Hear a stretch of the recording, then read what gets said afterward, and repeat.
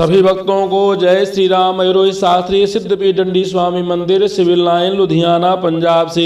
आइए आज माघ महात्म का 29वां अध्याय आप लोगों के बीच में लेकर के उपस्थित हुआ हूँ। अपने गुरु महाराज जी का, अपने इष्ट देव भगवान का ध्यान करिए और भगवान से प्रार्थना करिए, हे प्रभु सदैव धर्म मार्ग पर हमारा मन लगा रहे, ऐसी कृपा हमारे ऊपर बनाए रखना। ओम मंगलम भगवान विष्णु, मंगलम गरुड़ध्वजा, मंगलम पुंडरीकाक्षम, मंगलायतनो हरि। इसमें प्रयागराज की महिमा बताई गई है। प्रयाग महात्म। लोमस ऋषि बोले, हे ब्राह्मण, मैंने पुनीत फल वाले इतिहास आपके सामने वर्णन किए हैं। अब तेरे पुत्र और गंधर्व कन्याओं को उचित है कि वे पिशाच योनि से मुक्त होने के लिए मेरे साथ प्रयाग जाएं। वहाँ देवताओं को भी दुर्लभ माघ स्नान होगा। वहाँ स्नान करने पर ये सब इस पिशाच योनि से मुक्त होंगे। ऋषि ने इन वचनों द्वारा अपनी मनोकामना पूर्ण होते देख वे पिशाचनिया और पिशाच सहर्ष उनके साथ प्रयाग के त्रिवेणी जल में स्नान करने हेतु जाने को तैयार हो गए। ऋषि उन सबको साथ लेकर आकाश मार्ग द्वारा प्रयाग की ओर चले। वशिष्ठ जी बोले, हे दिलीप, अब तुम गंगा और यमुना के महात्म्य को सुनो। आकाश मार्ग से जाते हुए लोमस ऋषि ने सबको संबोधित करते हुए कहा, तीर्थराज प्रयाग को प्रणाम करो।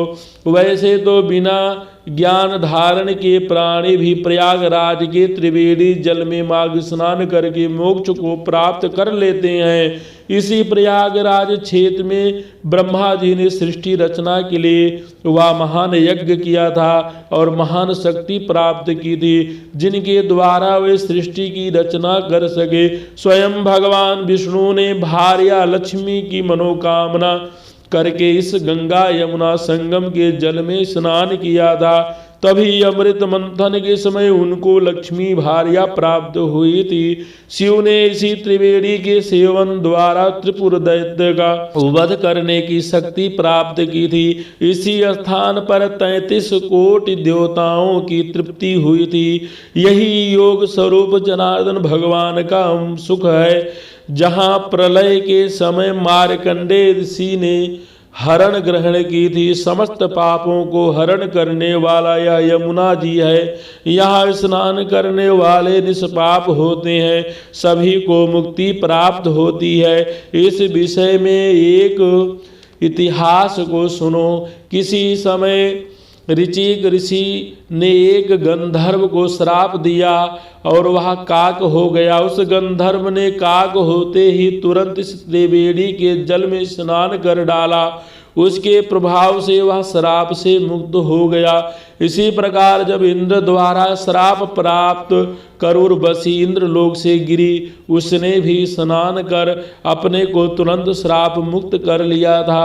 नहुस के पुत्र याति ने इस त्रिवेणी स्नान के द्वारा पुत्र प्राप्त किया था। इन्होंने धन एवं पुत्र की कामना से त्रिवेणी स्नान किया।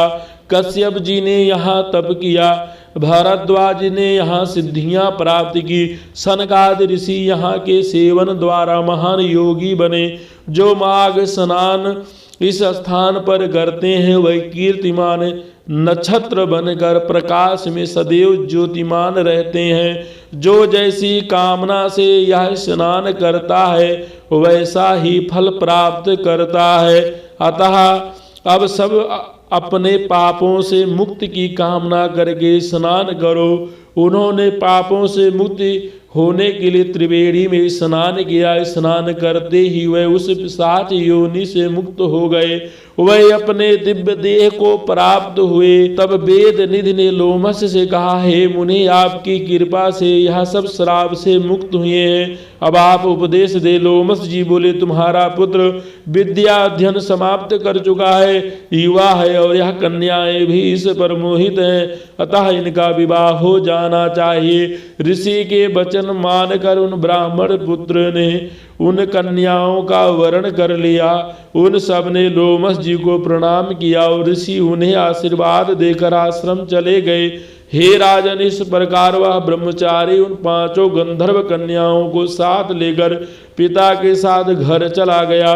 जो प्राणी इस पवित्र माघ मास महात्म को पढ़ता और सुनता है उसकी समस्त पापों से मुक्ति होती है, उसको मनोवांछित फल प्राप्त होता है और वह वैकुंठ को जाता है। इस इतिहास को सुनाने वाले द्विज का पूजन करके यथाशक्ति दक्षिणा देकर संतुष्ट करना चाहिए।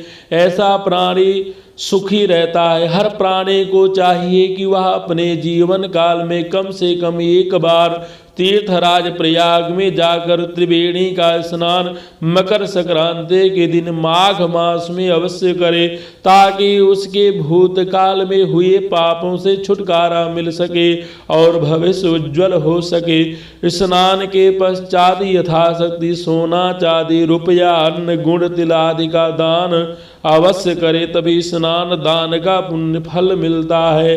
बोलो लक्ष्मी नारायण भगवान की जय, बोलो शंकर भगवान की जय, बोलो माघ महात्म्य की जय, बोलो अपने अपने इष्ट भगवान की जय। सभी भक्तों को जय श्री राम। जो भी भक्त हमारे चैनल को सब्सक्राइब नहीं किए, हमारे चैनल को सब्सक्राइब करें, लाइक करें, शेयर करें, ताकि आपको संपूर्ण जानकारी व्रत त्योहार के समय रहते प्राप्त हो। आप सबका दिन शुभ हो, भगवान सबके ऊपर कृपा करें। जय श्री राम।